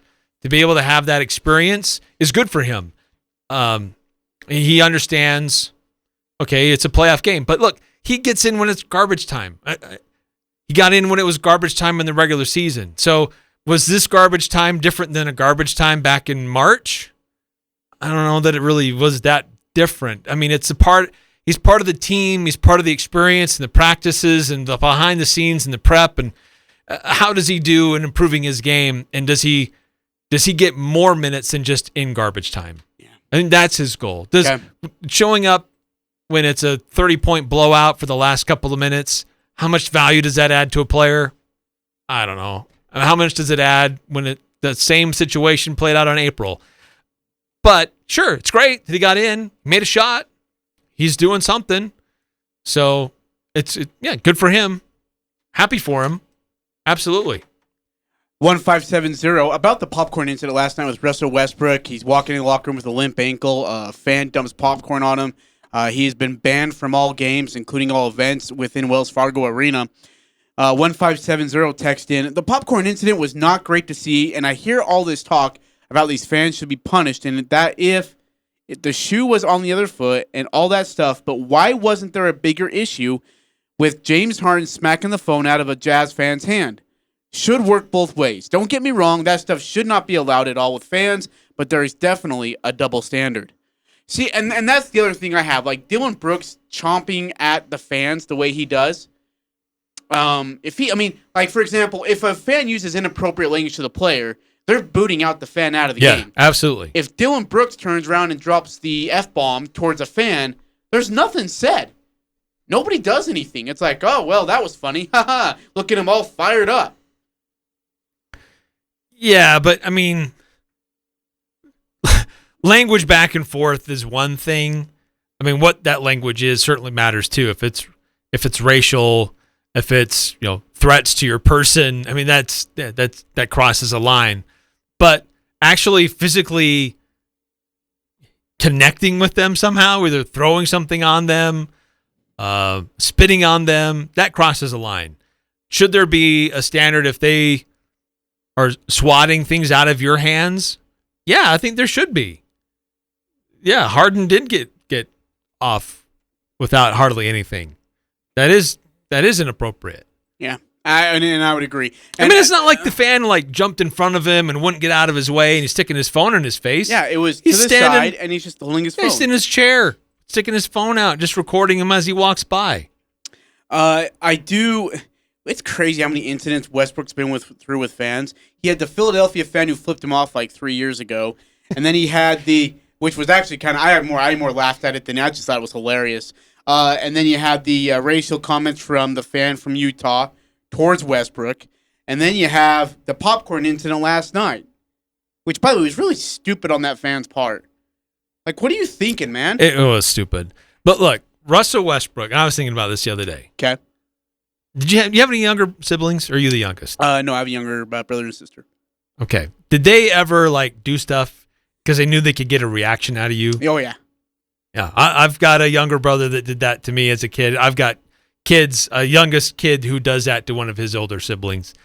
It's like people are like this towards Russell Westbrook because they know he blows up and he gets all dramatic, and it's because you can. People will egg others on just because they know they will get a reaction out of you. But that's fine. But you don't have to pour popcorn on freaking the top of the guy's head. No, that's true. That does cross the line. That's be like, hey Westbrook, you can't shoot a three. I know I'm going to get a reaction out of you if I throw a 2x4 across your face. Well, yeah, that crosses a line. I mean, tell him that Ben Simmons is a better shooter than him from three, something like that.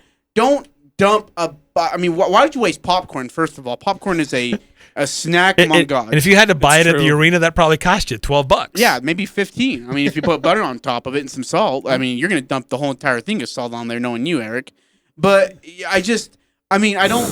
don't do dumb things as fans. Please don't spit on a player. That's stupid. By the way, that fan's also been banned from Madison Square Garden. That genius. They have cameras. They're not stupid. And by the way, when that fan dumped the popcorn, everybody pointed towards the fan. Everyone's like, yeah, this guy, that guy. It was him. There.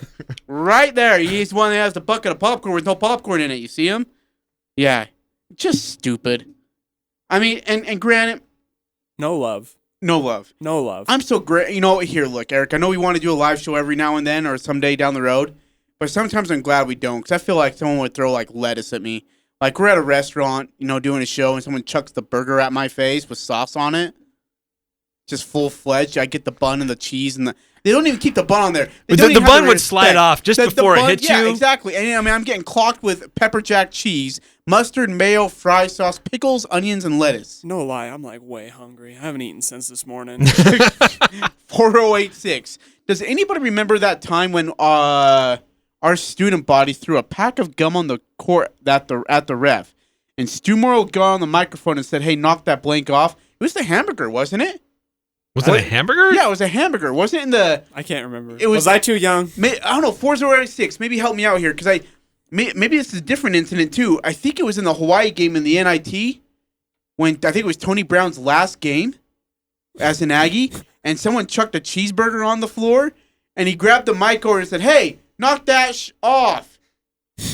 And everyone went dead silent. Everyone's like, "Oh no, Daddy's mad." Sometimes, like George Yang, you just got to make a statement. Just clock someone in the face, like. By the way, throw George a cheeseburger Yang, on the floor. Okay, you know what? I got a venting session about George Yang. I want to get out of my system. was my bad, Eric. I brought it up. That was my Rudy Gobert gets a massive block on John Morant on that attempted dunk. Out of all the people's hands it could have landed in, it lands in the freaking Italian medallion guy's hands, and he throws up a contested three from like 32 feet out. What are you doing, man? And I think he grazed the side of the backboard. It was a really bad shot. I think somebody got a piece of it. I was cussing him out. I was like, "You moron!" Because if he hits that shot, though, that place, like the roof would explode. But he ain't hitting that. Jordan Clarkson's hitting that. Joe Ingles maybe hits that. Donovan Mitchell's making that. George Yang is not making that three. No. Gal. Dude, it's crap like that, Eric. It's crap like that just makes me live. And in fact, someone had tweeted out, because I was 6 minutes late, someone had tweeted out, "Hey, you're 6 minutes late. That means you have to throw up 6 compliments of George Niang." And I was like, that's not happening. I can't do this. That's great. Let's see, 9463. When and where is your next live show? Asking for a friend. I'll show you cheap. Okay. Okay. No appetizers at the face, please. Make him soft food if you're going to throw it at me. Only ripe tomatoes. and make sure they don't hit the ground so I can actually eat it after. Keep it on the table. That's what I was just try to say, catch it. If you throw stuff at me, just make sure, 3-second rule. I'm starving right now. Just make sure I can keep it on the table. Then I can take it home and eat. I can get a doggy bag, throw it in, pile it in, and I got dinner for the night. At this point, that's what I'm left to eating. I just love that. I'll show you cheap. Good. Hey, Eric. Okay, I have to ask you this. The Nets Celtics series is becoming beyond a joke. The healthy Nets. You're seeing what a healthy Nets team looks like, and it is mean. Is this team beatable? Like, Boston is getting torched right now because if Kevin Durant gets 25, James Harden gets 26, and Kyrie Irving gets 15, that's almost 75. I mean, you're close to almost 75 points between 3 players. And that doesn't include Joe Harris. This is incredible. They're so lethal.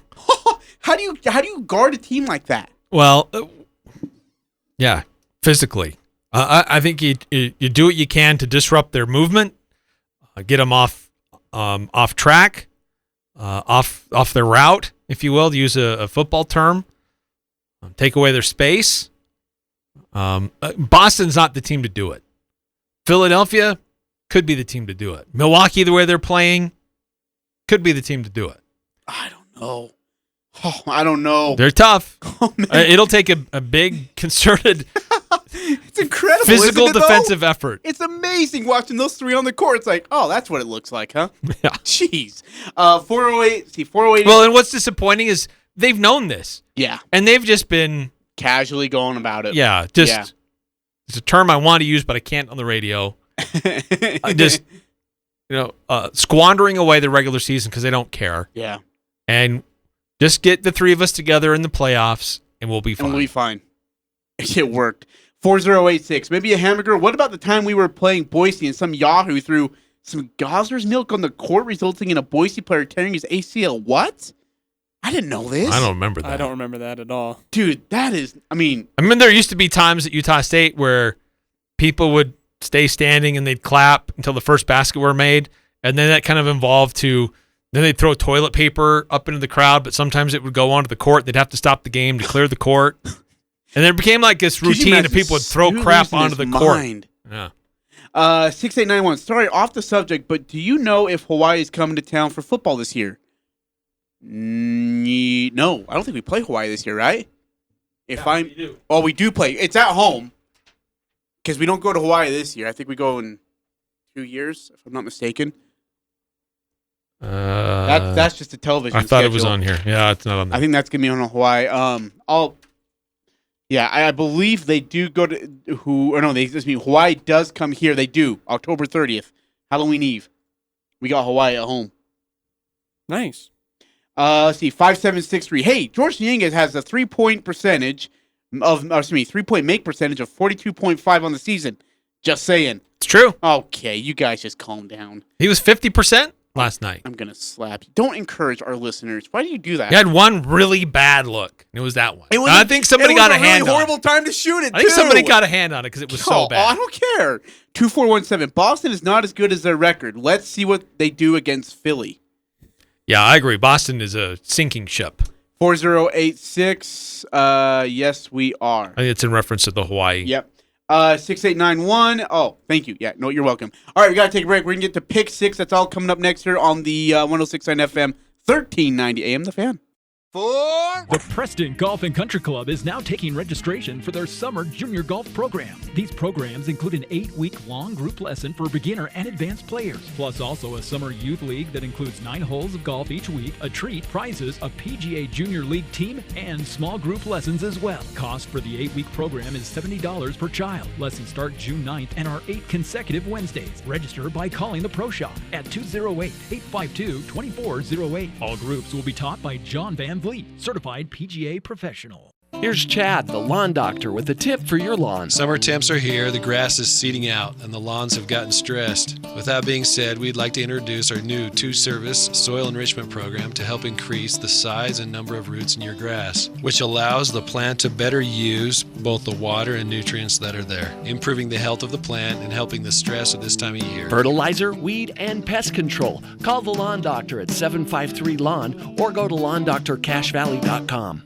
Cache Valley is absolutely beautiful. It's always fun to be outdoors. And now is the time to let the allergy clinic inside the Cache Valley Hospital help with venom testing for spring and summer. The allergy clinic offers testing and treatment to life-threatening stings from honeybees, yellow jackets, white-faced hornets, yellow hornets, and wasps. Independent physicians Benyon, Blotter, and Robinette offer Cache Valley a full-time allergy clinic in 2 locations, Providence and inside the Cache Valley Hospital. The allergy clinic accepts most insurances, including SelectMed. Call the allergy clinic at 753-7880, 753-7880.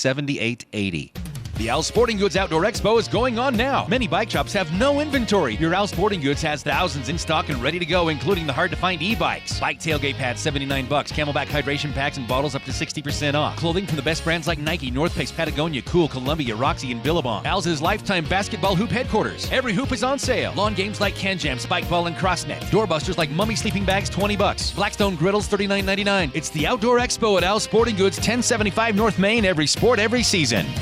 There's a lot of strain on various industries right now. Supplies stretched thin as demand is at an all-time high.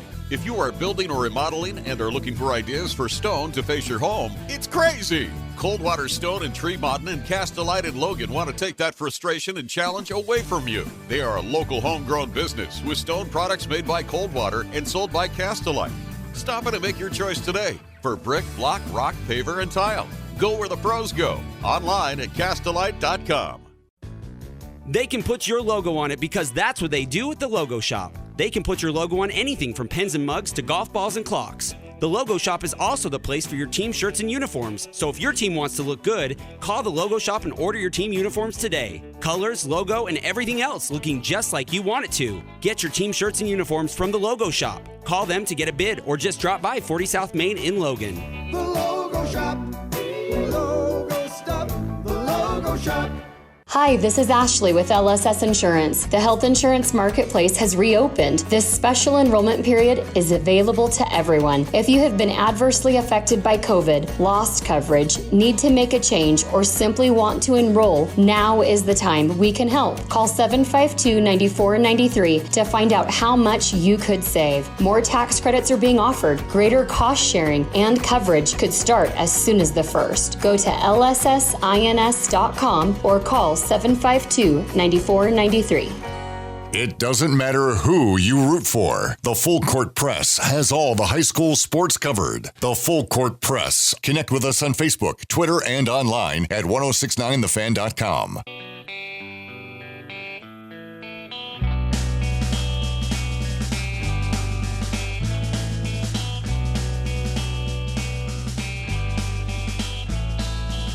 And the crazy part about that, Eric, is because here's the difference between last year.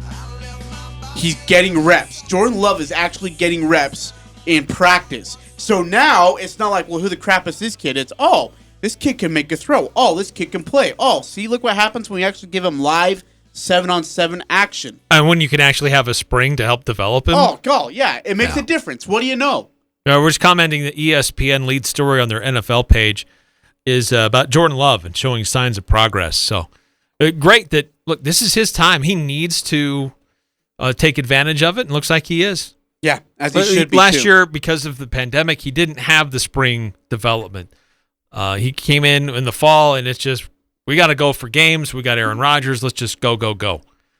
And then all this craziness over the last 2 months, Jordan Love's just on the sidelines like, I just want to play. Yeah. And so now he's getting opportunities to practice, and I think it's helping kind of calm things down in Green Bay. Exactly. Maybe even giving a little more ammunition to that front office, like, this Jordan kid, okay. Aaron, you wanted to go? Great. See you later. Yeah. All right, time to get to our pick six. You all know the drill.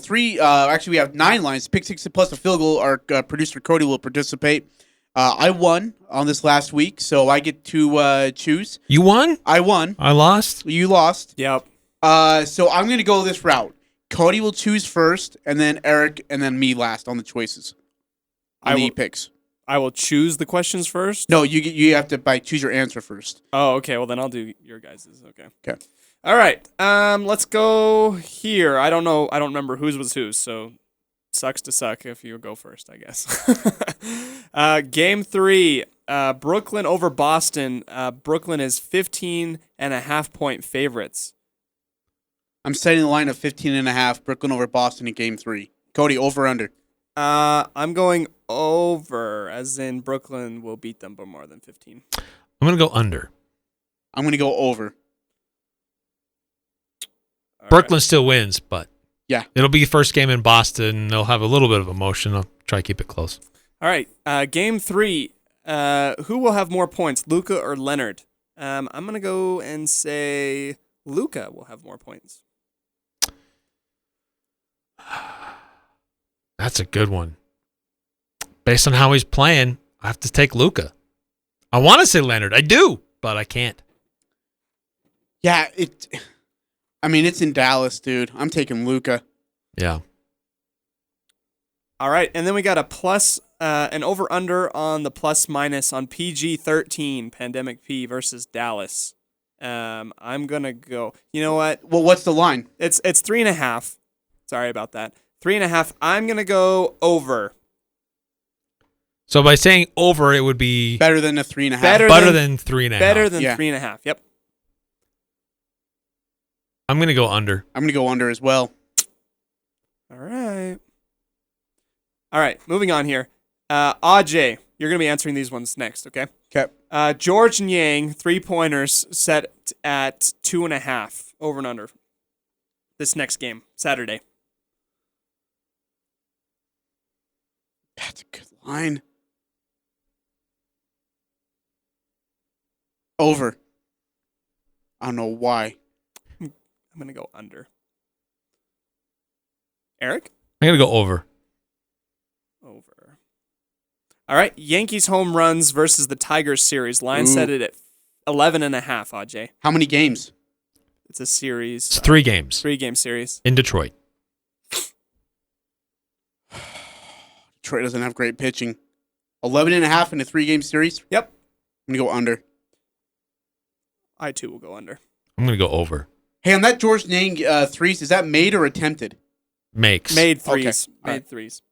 Last one for you, Ajay. Real Salt Lake versus Minnesota United FC. This is straight up.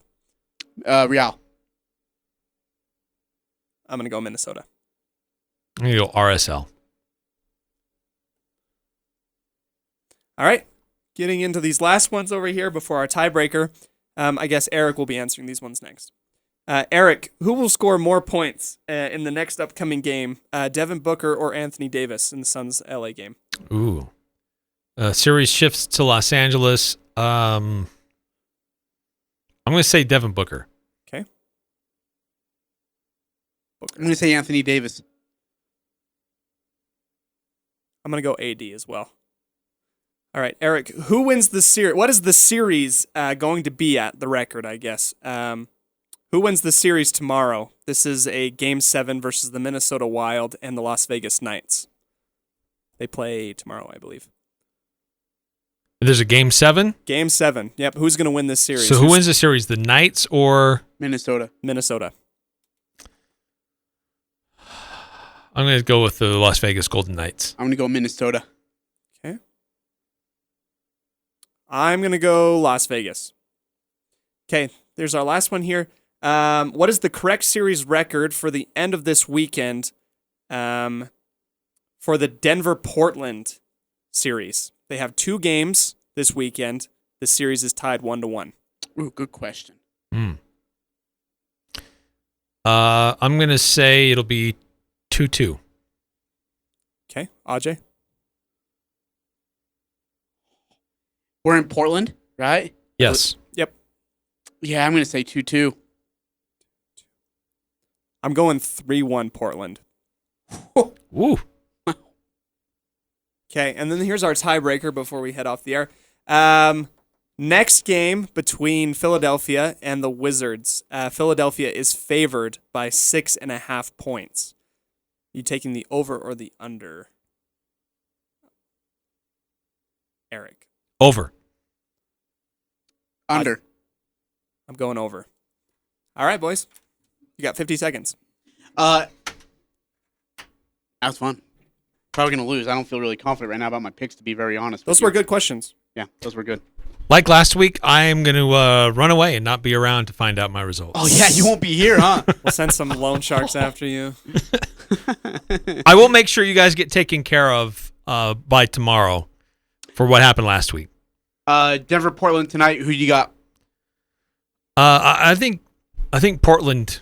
Me too. Equals it or gets back on track a little bit. Yeah, me too. It's in their home. They'll have. I don't know how many fans they're going to allow there, though. I don't know how many fans are allowing in their game. But I think they come out with a little bit more fire. All right, come back with Friday of the Full Court Press tomorrow. Thanks for listening. Bye. Well.